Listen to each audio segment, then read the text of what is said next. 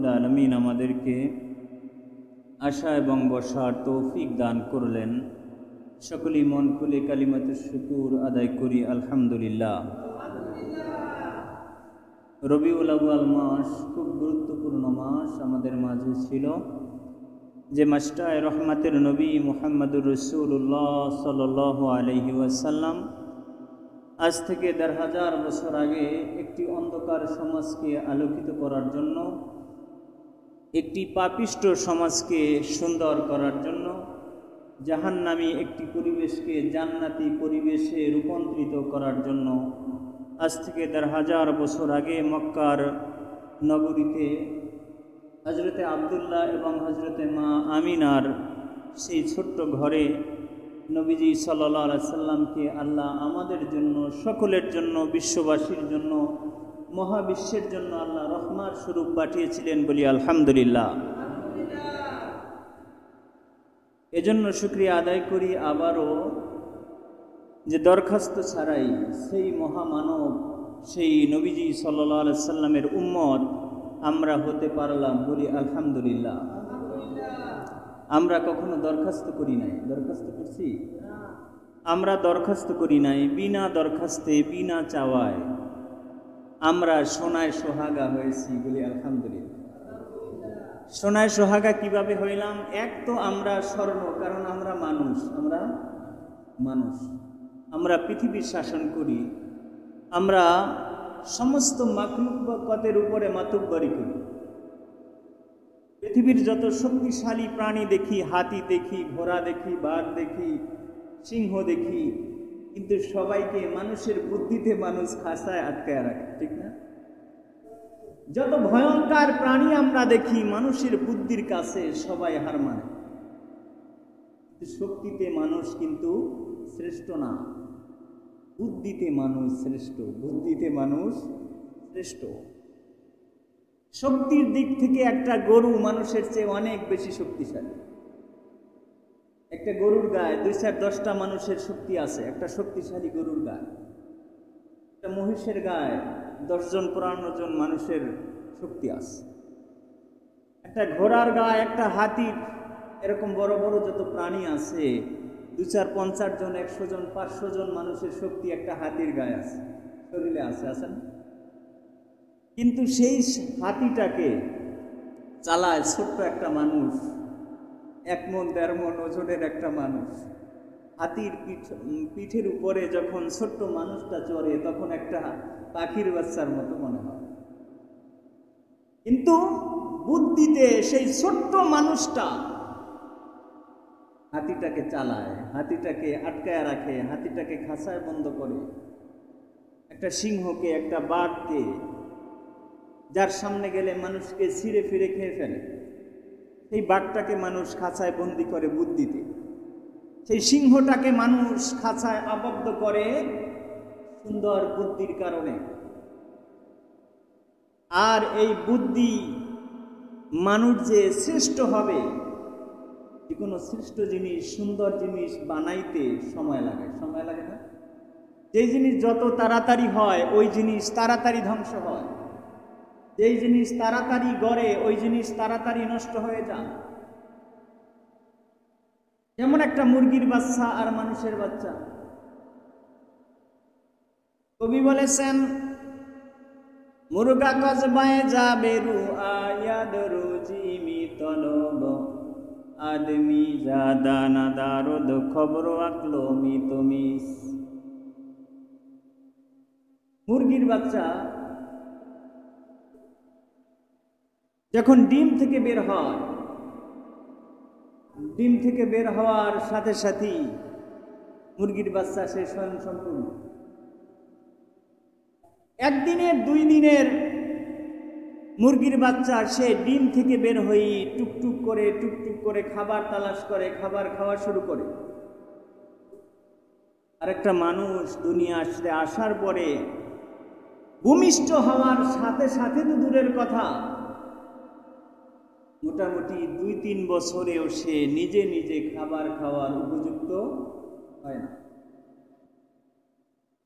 একটা মুরগির বাচ্চা ডিম থেকে বের হলো, ১ দিনের ২ দিনের মুরগির বাচ্চা সে স্বয়ংসম্পূর্ণ। ১ দিনের ২ দিনের মুরগির বাচ্চা সে ডিম থেকে বের হওয়ার সাথে সাথেই ভূমিষ্ঠ হওয়ার উপযুক্ত হয় না। একটা মুরগির বাচ্চা ডিম থেকে বের হলো, ১ দিনের ২ দিনের মুরগির বাচ্চা সাথে সাথে আল্লাহ রব্বুল আলামিন তাকে কত সুন্দর আকল দিয়ে দিলেন। 2 দিনের এক মুরগির ছানা মায়ের সাথে টুকটুক করতে করতে ঘুরতেছে। 100 হাত 200 হাত উপর থেকে চিল উড়ে যাচ্ছে, বাজ পাখি উড়ে যাচ্ছে, চিল উড়ে যাচ্ছে, নিচে কোন রকম ছোট্ট ছায়াটা পড়েছে।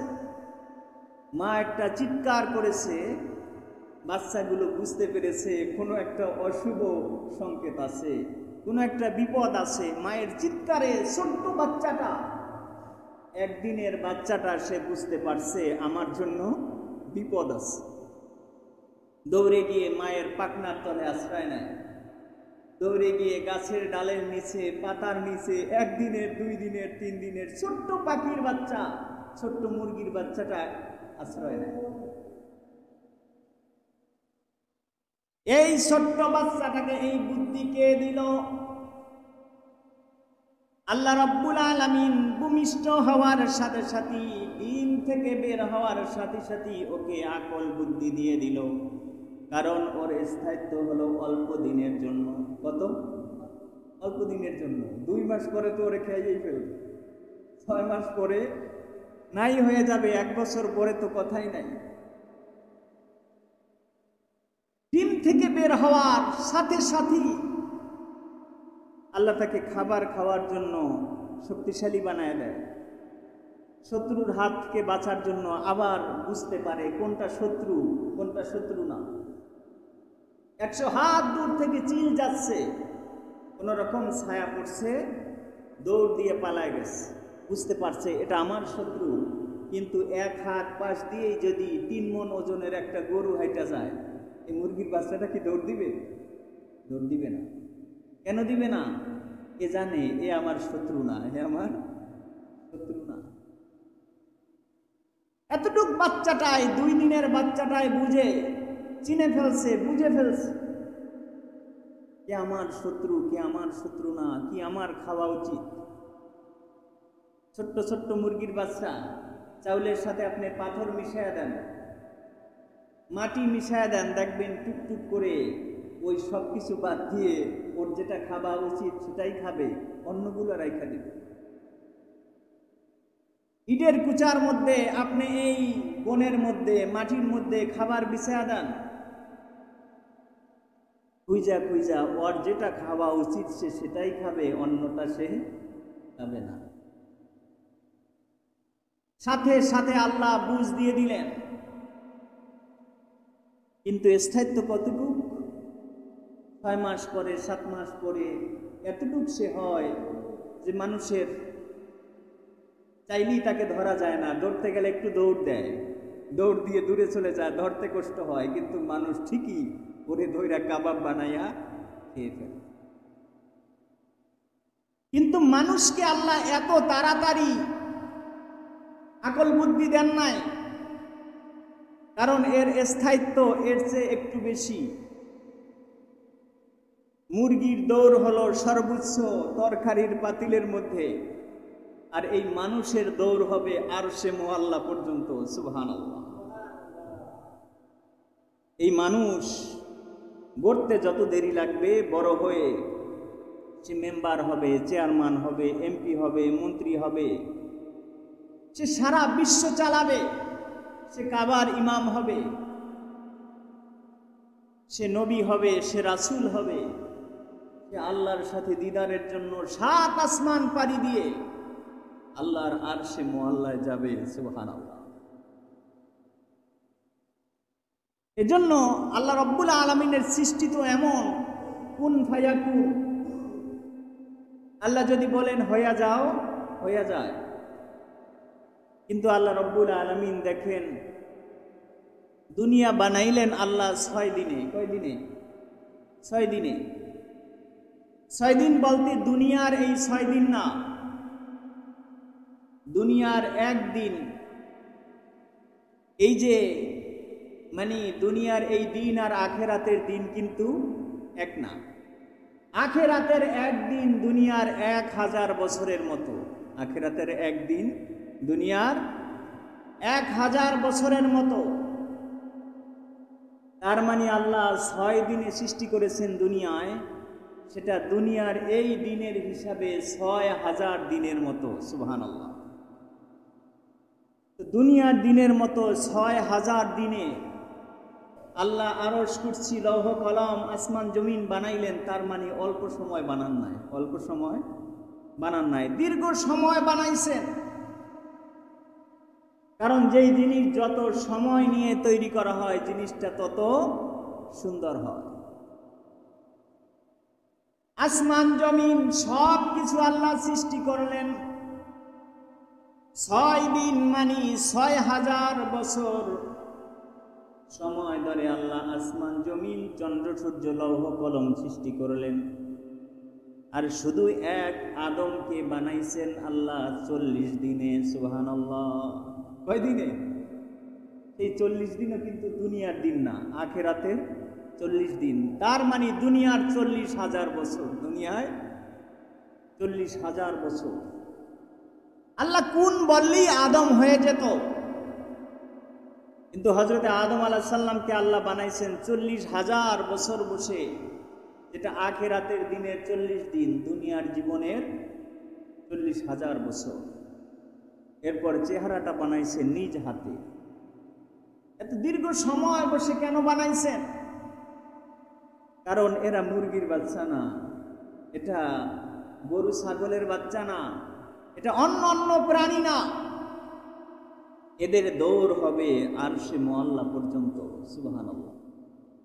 এদের দৌড় হবে জান্নাত পর্যন্ত, এদের দৌড় হবে সমস্ত পৃথিবীর শাসন করবে, এদের দৌড় হবে, এরা একটা সমাজপতি হবে, রাষ্ট্রপতি হবে, পুরো বিশ্বের লিডার হবে।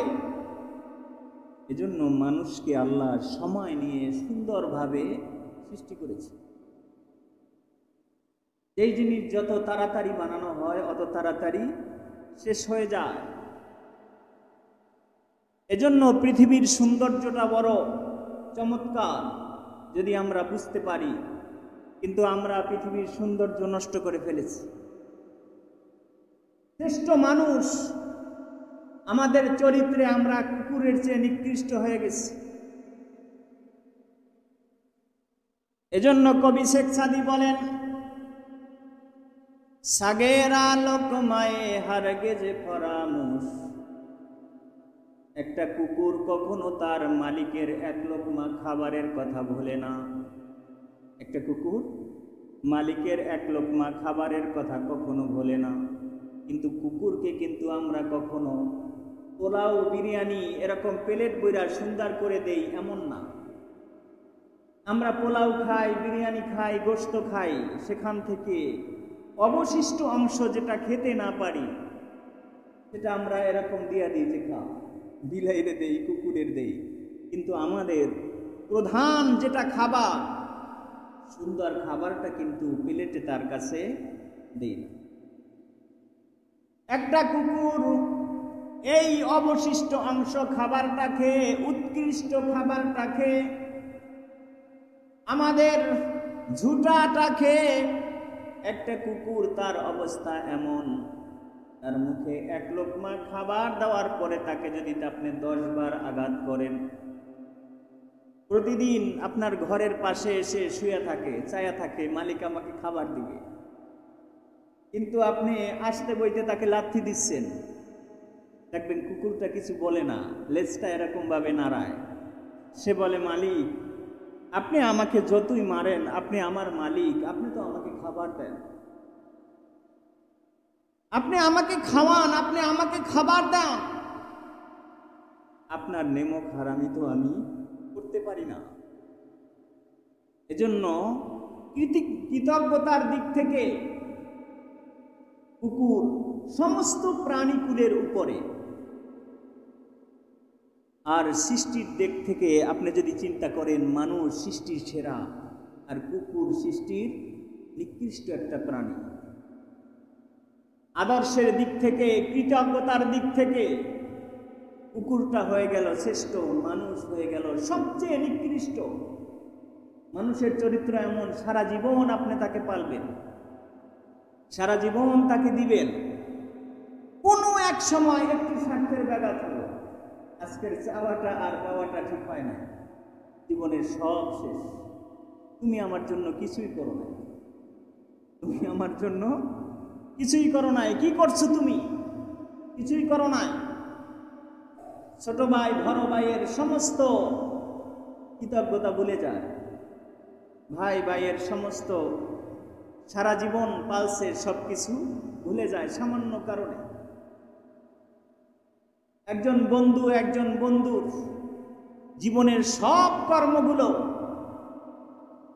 অনেক প্রবাসী ভাইরা বলে যে নতুন নতুন অনেক বাংলাদেশি যায়, আমরা তাকে খাবার, থাকার জায়গা দেই, খাবার দেই, কাজ খুঁজা দেই, নিজের পকেটের টাকা দিয়ে গাড়ি ভাড়া দেই, কিন্তু যখন সে স্বয়ং সম্পূর্ণ হয় আমাকে চেনে না।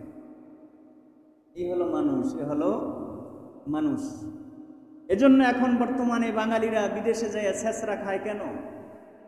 যারা আগে একবার এরকম করছে, যারা একবার এরকম থাকার জায়গা দিছে, টাকা পয়সা দিছে, খাবার দিছে, কিন্তু লাথি দিয়ে চলে গেছে। এই লোকটা দ্বিতীয়বার কোনো বাংলাদেশি দেখলে সে পরিচয় দিবে, সে বলবে আমি ভারতীয়, আমি বাংলাদেশি না, আমি নেপালিয়া। চরিত্রের দিক থেকে, আদর্শের দিক থেকে মানুষ কুকুরের চেয়ে নিকৃষ্ট, কিন্তু সৃষ্টির দিক থেকে মানুষ সবচেয়ে সেরা, আর কুকুর সবচেয়ে নিকৃষ্ট। আদর্শের দিক থেকে সেই কুকুর থেকে আমাদের অনেক কিছু শেখার আছে। আমরা মানুষকে একটু নিজের সাথে আমরা নিজে মিলাই না, তখন দেখবেন আমার মাথাটা আসলে কোথায় যায়। আমি মানুষ হিসাবে নিজেকে যদি মার্ক দেওয়া শুরু করি, আমি কত নাম্বার পাওয়ার যোগ্য আমি। এজন্য পৃথিবীতে আমরা মানুষ তো সবাই আছি, শেষ হয়ে যাব বলতে বলতে। এখন আছি, কালকে থাকবো না, যে কোনো সময় আমরা বিলীন হয়ে যাব, শেষ হয়ে যাব, সাথে আমরা কিছুই নিতে পারবো না। আমল নামা আর 3 টুকরা কাপড় ছাড়া, 5 টুকরা কাপড় ছাড়া কিছুই সাথে যাবে না। এত গাড়ি, এত বাড়ি, এত টাকা পয়সা, কিছুই যে দরকার নাই তা না। আমি বলছি না যে কিছুই দরকার নাই, সব ছেড়ে দেন। দুনিয়ায় থাকতে হলে টাকা পয়সা, অর্থ সম্পদও দরকার আছে, তবে সব যেন দুনিয়ার জন্য না হয়। নবীজি বলেন নাই তুমি ঘর বাড়ি সব ছাড়া দিয়া জঙ্গলে যাই ইবাদত করো, নবীজি বলেন নাই। নবীজি বলেন নাই তুমি দুনিয়ার সব ছেড়ে দাও, সারাদিন সেজদায় পড়ে থাকো, না, নবীজি বলেন নাই। আল্লাহ সেটা বলেন নাই। নবীজি বলছেন ফাইজা কুদিয়াতিস সালাহ, যখন তোমাদের নামাজ হয়ে গেছে, ফান্তাশিরু ফিল আরদ, জমিনে ছড়ায় পড়ো। তখন তোমরা জমিনে ছড়ায় পড়ো। নামাজ হয়ে গেছে, তখন এখানে বৈশা আর দুনিয়াবি কথা বইলা, মানুষের গীবত কইরা তোমার আমল নামা বাড়ি করার দরকার নাই। তোমার ঘরে বউ বাচ্চা আছে, তোমার মা আছে, বোন আছে, আত্মীয় স্বজন আছে, সবার তোমার প্রতি হক আছে, সে হকও তোমাকে আদায় করতে হবে। সুতরাং ফান্তাশিরু ফিল আরদ, জমিনে ছড়ায় পড়ো। তুমি ঘাস কাটতে যাও, তুমি তোমার খেতে যাও, তুমি তোমার চাকরিতে যাও, তুমি যেই কাজ করো, তুমি ব্যবসায় যাও, তোমার কাজ তুমি করো, ফাঁকে ফাঁকে আল্লাহ রব্বুল আলামিনের হুকুমটা তুমি পালন করো, তোমার দুনিয়ার কাজটাও ইবাদত হয়ে যাবে। সুবহানাল্লাহ। সুতরাং বলতেছিলাম, দুনিয়ায় বাঁচতে হলে টাকা পয়সাও দরকার, দুনিয়ায় বাঁচতে হলে সম্মানও দরকার, কারণ আমরা মানুষ, আমরা সম্মানিত মানুষ। আবার আপনি মানুষ, আপনি যদি নিজের সম্মান নিজেকে না দেন, মানুষ আপনাকে সম্মান দিবে না। আপনি একজন চেয়ারম্যান, আপনি যদি মনে করেন আপনি সারাদিন যাইয়া মদখোর গাঁজাখোর যারা আছে তাদের সাথে আড্ডা ডান, বৈশা বৈশা সিগারেট খান, মানুষ আপনাকে মূল্যায়ন করবে? করবে না। আপনি যদি সারাদিন সাধারণ মানুষের সাথে খেতে বৈশা বৈশা হাসি তামসা করতে থাকেন, মানুষ আপনাকে মূল্যায়ন করবে না। কেন করবে না? কারণ এই জায়গাটা আপনার না, জনগণ ভালোবাসা পরিষদের সুন্দর একটা চেয়ার আপনাকে দিছে, ওইখানে বসে আপনি আপনার এলাকা চালাবেন, ওইখানে বসে আপনি শাসন করবেন। সুতরাং আপনি যদি সেই কাজটা না করেন, আপনাকে যেমন মানায় না, আমরা মানুষ সৃষ্টির সেরা, আমরা যদি নিজের দাম নিজে না দেই, নিজের মূল্যায়ন নিজে না করি, তাইলে কিন্তু অন্যান্য প্রাণীগুলো আমাদের কথা শুনবে না, আমাদের কথা শুনবে না। আল্লাহর ওয়ালিরা যখন পথ থেকে হেঁটে যাইত, আল্লাহর ওলিদেরকে গাছে সালাম দিত, আল্লাহর ওলিদেরকে মাছে সালাম দিত, পাথর কথা বলতো। আল্লাহর ওলিরা সাপকে লাঠি হিসেবে ব্যবহার করত, বাঘকে বলতো তুমি আমার সাওয়ার হয়ে এখান থেকে ওখানে চলে যাও। আল্লাহর ওলিদের সামনে এসে বাঘ মাথা নত করে বসে যেত, আল্লাহর ওলিরা বাঘের পিঠে সাওয়ার হয়ে সাওয়ারি হিসাবে ব্যবহার করত। কেমনে সম্ভব হয়েছে? নিজের দাম নিজে দিছে, নিজের দাম নিজে দিয়েছে, নিজের মূল্যায়ন নিজে করেছে। এজন্য নবীজি সাল্লাল্লাহু আলাইহি সাল্লাম মাঝে মধ্যে বলতেন, আনা মুহাম্মদ ইবনে আব্দুল্লাহ লা ফাকাত, আমি আব্দুল্লাহর ছেলে মুহাম্মদ সাল্লাল্লাহু আলাইহি সাল্লাম, এটা আমার পরিচয়, এটা আমার অহংকার না। আমি কুরাইশ বংশের ছেলে, এটা আমার পরিচয়, এটা আমার অহংকার না। আমি আব্দুল মুত্তালিবের বংশধর, এটা আমার পরিচয়, এটা আমার অহংকার না। সুতরাং আপনার পরিচয়ও কিন্তু আপনাকে জানতে হবে, আপনার পরিচয় আপনাকে জানতে হবে। হযরতে আদম আলাইহিস সালাম থেকে নবীজি মুহাম্মদুর রাসূলুল্লাহ সাল্লাল্লাহু আলাইহি ওয়াসাল্লাম পর্যন্ত যত নবী রাসূল আসছে, সমস্ত নবী রাসূলগণের আকাঙ্ক্ষা ছিল আমরা যদি নবী মুহাম্মদুর রাসূলুল্লাহ সাল্লাল্লাহু আলাইহি সাল্লামের উম্মত হতে পারতাম, আমাদের জীবনটা মনে হয় আরেকটু ধন্য হতো। সুবহানাল্লাহ। সুতরাং আমাদের সেই পরিচয়টা নিজেদের চেনার দরকার আছে না? রবিউল আউয়াল মাসে শেষ জুমা, একটা বছর পরে আবার যদি হায়াতে হয়, এই বরকতময় মাস আমাদের সামনে আসতে পারে। আর যার হায়াত শেষ হয়ে যাবে, রবিউল আউয়াল মাস আজকেই তার জীবন থেকে বিদায়, কারণ আজকের 30 তারিখ। রবিউল আউয়াল মাস আজকেই তার জীবন থেকে বিদায় নিয়ে চলে যাবে। আল্লাহ রাব্বুল আলামিন নবীজি সাল্লাল্লাহু আলাইহি সাল্লাম সম্পর্কে বলেছেন পবিত্র কোরআনে, ও নবীজি আপনি বলেন, কুল ইন কুনতুম তুহিব্বুনাল্লাহ ফাত্তাবিউনি ইউহিব্বুকুমুল্লাহ। ও দুনিয়ার মানুষ, তোমরা যদি চাও আমি আল্লাহকে ভালোবাসবে, আমি আল্লাহর কাছাকাছি আসবে, আমি আল্লাহর পছন্দের তালিকায় তোমাদের নামটা তোমরা লিখবে, লিপিবদ্ধ করবে, তাইলে ফাত্তাবিউনি, তোমরা আমি রাসূলের অনুসরণ করো। সুবহানাল্লাহ। আল্লাহর ভালোবাসা পেতে হলে নবীজির অনুসরণ করতে হবে। নবীজি যা যা করছেন আমার জীবনে সেটা ফিট করতে হবে। নবীজি যেটা ভালোবাসছেন আমাকে ভালোবাসতে হবে। নবীজি যেটা ছেড়ে দিয়েছেন আমাকে সেটা ছেড়ে দিতে হবে। নবীজি সাল্লাল্লাহু আলাইহি সাল্লাম শুধু একজন নবী ছিলেন না, তিনি একজন আদর্শ নেতা ছিলেন। নবীজি সাল্লাল্লাহু আলাইহি সাল্লাম শুধু একজন নবী ছিলেন না, তিনি একজন আদর্শ বাবা ছিলেন। নবী সাল্লাল্লাহু আলাইহি সাল্লাম শুধু একজন নবী ছিলেন না, তিনি একজন আদর্শ রাষ্ট্রপতি ছিলেন, দেশ নায়ক ছিলেন। সুবহানাল্লাহ। নবীজি সাল্লাল্লাহু আলাইহি সাল্লাম শুধু নবী ছিলেন না, তিনি একজন আমানতদার ছিলেন। নবীজি সাল্লাল্লাহু আলাইহি সাল্লাম শুধু নবী ছিলেন না, তিনি একজন সত্যবাদী ছিলেন। সুবহানাল্লাহ। নবীজি সাল্লাল্লাহু আলাইহি সাল্লাম শুধু নবী ছিলেন না, তিনি শুধু মুসলমান না, কাফেরদেরও আস্থার ঠিকানা ছিলেন। সুবহানাল্লাহ। সাহাবীদের সাথে কাফেরদের সাথে যদি ঝগড়া হতো, কাফেররা বিশ্বাস করত অন্য কোথাও নয়, বিচার যদি আমার নবীজির কাছে নিয়ে দেই, বিচারটা আমি সুন্দর বিচার পাবো। সুবহানাল্লাহ। নবীজি বলবে না যে আমার সাহাবী, এজন্য বিচারটা আমি তার পক্ষেই দিব, অন্য পক্ষে দিব না, তা না। নবীজির যুগে একজন সাহাবী, একজন ইহুদি জমি নিয়ে ঝগড়া হয়েছিল। নবীজির কাছে আসলেন, নবীজি সমস্ত সাক্ষ্য প্রমাণ দেখা ইহুদির পক্ষে নবীজি রায় দিয়া দিলেন। সাহাবী তো রেগে মেগে আগুন। আমি আইছিলাম নবীজির কাছে, আমি তার সাহাবী, 5 ওয়াক্ত নামাজ পড়ি, তার পিছনে হাদিয়া দেই, তাকে কত সুন্দর সুন্দর খাবার দেই, গাছের প্রথম খাবারটা তাকে নিয়ে দেই।